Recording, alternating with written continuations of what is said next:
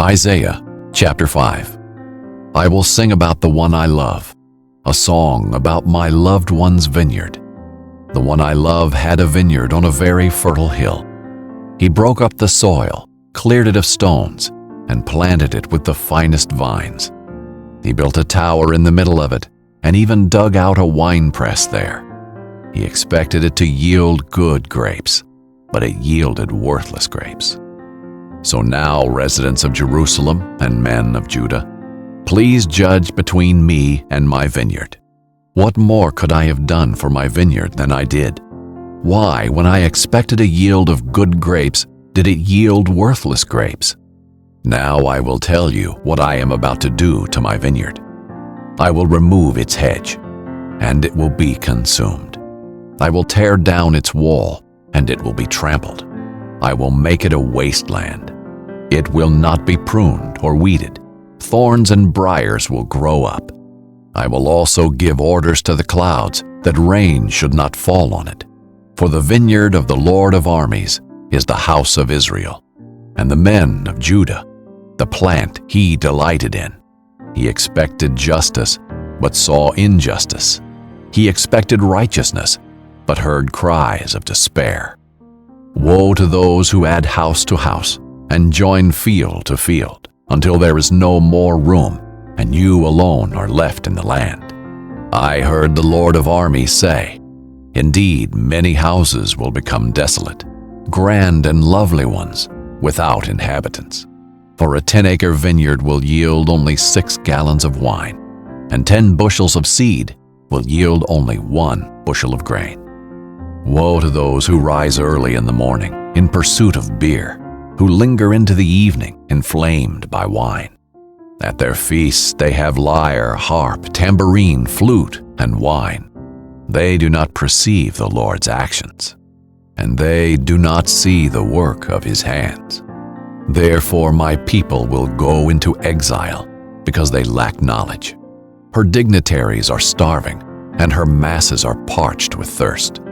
Therefore Sheol enlarges its throat, and opens wide its enormous jaws. And down go Zion's dignitaries, her masses, her crowds, and those who celebrate in her. Humanity is brought low, each person is humbled, and haughty eyes are humbled.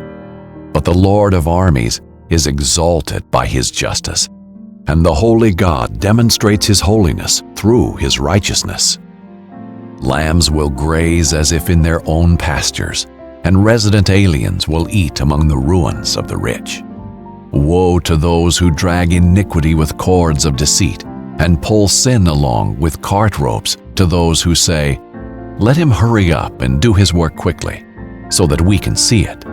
Let the plan of the Holy One of Israel take place, so that we can know it. Woe to those who call evil good, and good evil, who substitute darkness for light, and light for darkness, who substitute bitter for sweet, and sweet for bitter. Woe to those who consider themselves wise, and judge themselves clever. Woe to those who are heroes at drinking wine, who are champions at pouring beer, who acquit the guilty for a bribe, and deprive the innocent of justice. Therefore, as a tongue of fire consumes straw, and as dry grass shrivels in the flame, so their roots will become like something rotten, and their blossoms will blow away like dust. For they have rejected the instruction of the Lord of armies, and they have despised the word of the Holy One of Israel. Therefore the Lord's anger burned against his people. He raised his hand against them and struck them. The mountains quaked, and their corpses were like garbage in the streets.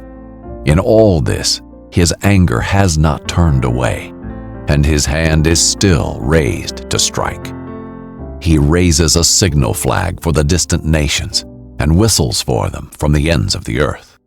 Look how quickly and swiftly they come. None of them grows weary or stumbles. No one slumbers or sleeps. No belt is loose, and no sandal strap broken. Their arrows are sharpened, and all their bows strung. Their horses' hooves are like flint, Their chariot wheels are like a whirlwind.